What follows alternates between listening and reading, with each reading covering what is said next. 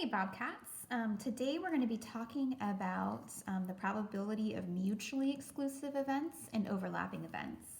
If you're planning on taking notes, go ahead and pause this and set up your page.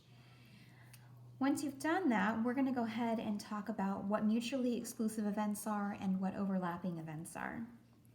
Let's start with mutually exclusive, and we're going to be using these cards to help us in the process, okay? So mutually exclusive events are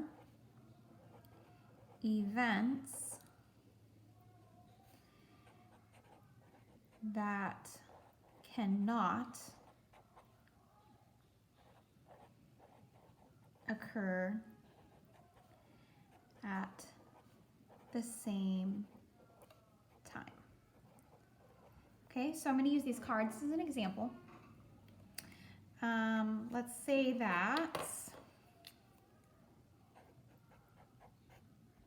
we're looking for the probability of a card being red and the probability of a card being black. Okay, these are considered mutually exclusive because the cards cannot be both red and black at the same time. Okay, you have your black cards, and then underneath you have your red cards. Okay, so the probability of getting a red card, if you were to choose a card from these at random, would be 1/2, or 0.5, or 50%.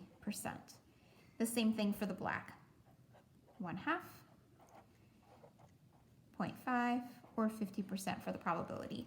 This is an example of a mutually exclusive event. Okay, it can only be one or the other. The next thing we're going to look at is overlapping events. So I'm going to still use these cards, but let's go ahead and define overlapping events.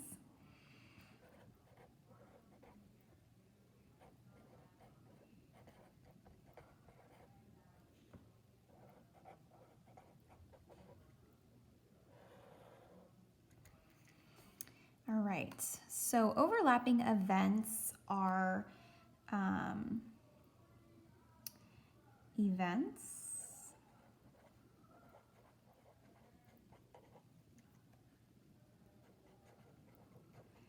that have outcomes in common. Okay, so let me go ahead and do an example for this. Okay, so let's say that we're looking for the probability, again, of red, of the card being red. And let's say that we're also looking for the probability of a card being odd. Okay, so let's go ahead and take a look at the sample space here. I really like to write out the sample space for each of these problems.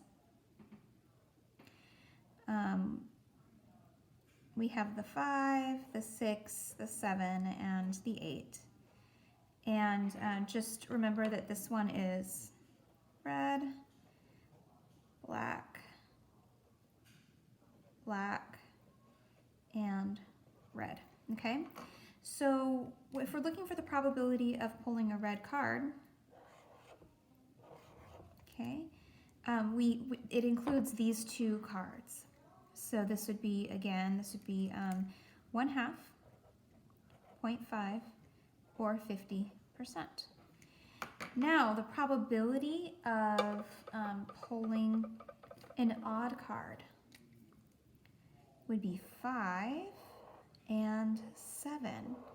So do you see how the red 5, this card right here, is included in both of those probabilities? This would be considered an overlapping event. Okay, so even though the probability is still 1/2, 0.5, or 50%, this is considered an overlapping event just because one card was used twice. Okay, when we do overlapping events, we don't usually have it as separate probabilities, so I'm going to show you some examples of what I mean by that.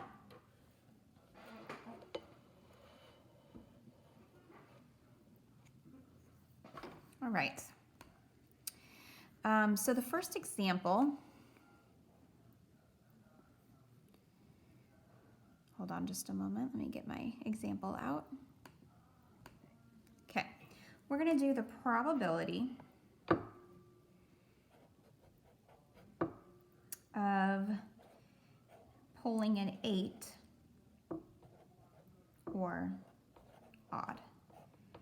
Okay, so like I said before, I like to write out the sample space. Okay, so I'm going to put the numbers here.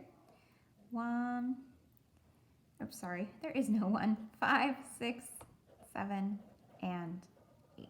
Okay, and this is going to help me keep track of how many cards are included in that probability. So first of all, the probability of getting an 8, so I'm going to circle the 8, and the probability of getting an odd. So this is 5 and 7. In this case, these are not overlapping. This is not an overlapping event because they're separate, but you can see that this includes 3 outcomes out of 4 total.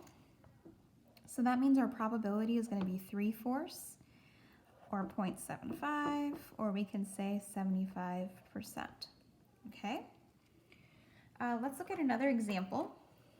Let's say the probability of 5 or red. Okay, so again, I'm going to write out my sample space. I'm going to put 5R for red, 6B for black, 7B for black, and 8R for red. And I'm going to go ahead and circle all the things that are included in this. So what's the probability of pulling a 5? That's right here. And what's the probability of pulling a red?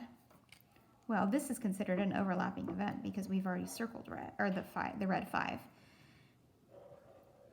Okay, so how many of our possible outcomes are circled? It's 2. So that means the probability of this occurring is 1/2, 0.5, or 50%. Okay? Let's take a look at another example.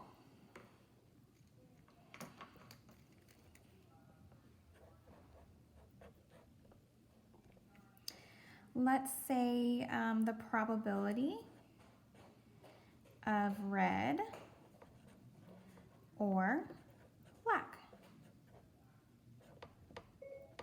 Okay, so let's go ahead and do the sample space for this. We have red 5, 6 black, 7 black, 8 red. So I'm going to circle the reds first. Here's a red, and here's a red. Then I'm going to go through and circle the blacks here and here.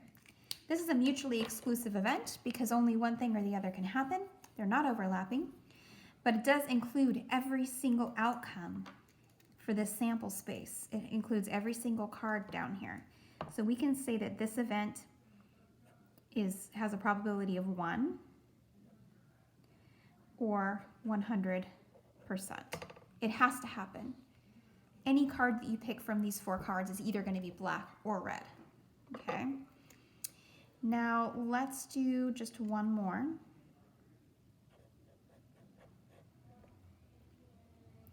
Let's do the probability that the card is greater than 7 or less than 8. Okay. Again, I'm going to do my sample space here.